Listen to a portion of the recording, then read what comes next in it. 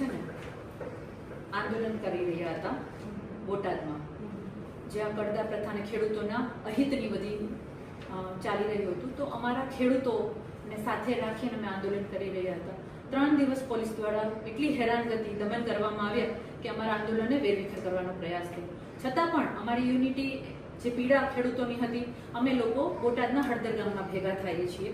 ત્યાં અમારા 2 ભાઈઓ પહોંચી શકે છે, લીડરમાં રાજુભાઈ અને પ્રવીણભાઈ. તો એ લોકો આંદોલનને શાંતિપૂર્વક રીતે કરી રહ્યા હતા. પણ ભાજપના ઇશારા ઉપર અમુક આવારા તત્વો દ્વારા એ આંદોલનને હિંસક બનાવવામાં આવે છે અને આંદોલનમાં અફરાતફરી જેવું ઉગ્ર વાતાવરણ કરવામાં આવે છે. અમારી માંગણી છે કે ખેડૂતો માટે જ બધા નિયમ, પરમિશન નથી, આ નથી, પણ એ પછી પોલીસોએ ઘરમાં ઘૂસી અને પરમિશન વગર માતાઓ, બહેનો હોય, બાળકો બધાને ડરાવવાનું કર્યું છે, માર્યા છે.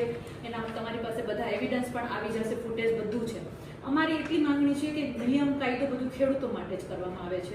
તો તંત્ર માટે કંઈ નહીં, બધું ભાજપના ઇશારા ઉપર થઈ રહ્યું છે. અત્યારે અમે આવેદન આપવા ગયા તો અમે અત્યારે એક વિરોધ પ્રદર્શન કરી રહ્યા હતા કાળી પટ્ટી બાંધીને, તો અમને પણ ડસરીને લઈ જાય છે. તો અમારે ક્યાંય મુક્ત રીતે અવાજ નહીં ઉઠાવવાનો લોકશાહીમાં. અમે આજે હું રેશમા પટેલ જાહેર કરું છું કે અત્યારથી હું મારા અન્નનો ત્યાગ કરું છું અને આમરણ ઉપવાસ પર ઉતરું છું. અને હું મારું સ્થળ ઝાંસીની રાણી પાસે અમે લોકો જઈને બેસીએ છીએ. મારા ઉપવાસ, હું અન્નનો એક પણ દાડો મોઢામાં નહીં નાખીશ. મારા ઉપવાસ ત્યાં સુધી ચાલુ રહેશે જ્યાં અમારી 3 માંગણીઓ છે.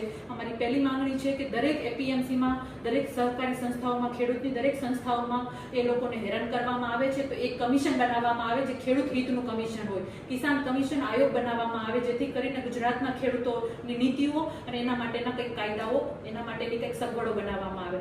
તો અમે કમિશનની માંગણી કરીએ છીએ. બીજી માંગણી કે અમારા જે ભાઈઓ ઉપર ખોટા કેસ કરવામાં આવ્યા છે, રાજુભાઈ અને પ્રવીણભાઈ ઉપર અને અન્ય બીજા ખેડૂતો ઉપર કેસ કરવામાં આવ્યા છે, કેસ તાત્કાલિક ખેંચી લેવામાં આવે અને જે લોકોને પૂર્યા છે, 250 થી વધારે ખેડૂતોને પૂર્યા છે, આ ખેડૂતોને તાત્કાલિક મુક્ત કરવામાં આવે. એ લોકોને ખાવાનું નથી આપતા, એ લોકોને જળ નથી આપતા, તો એની પણ એ લોકોને મુક્ત કરી અને વ્યવસ્થા કરવામાં આવે, એવી અમારી માંગણી છે. અને બોટાદમાં એપીએમસીના જે અમારા પડતર કડદા પ્રથાને લઈને જે મુદ્દાઓ છે અમને લેખિતમાં આપવા આવે. હું મારા અન્નનો ત્યાગ કરું છું અને આજથી મારો આમરણ ઉપવાસ ચાલુ છે. અને હું જાહેરમાં જ આમરણ ઉપવાસ કરીશ. ત્યાં પણ જે પણ શૌચાલય કે જે પણ વ્યવસ્થા કરવામાં આવે, હું આપશ્રીને વિનંતી કરું છું કે અમને વ્યવસ્થા કરી દેવામાં આવે.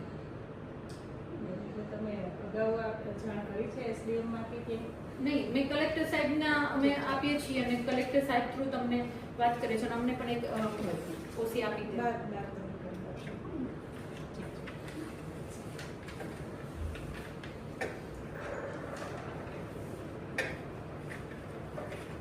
આપણે ઓસી લઈ લેવાની છે.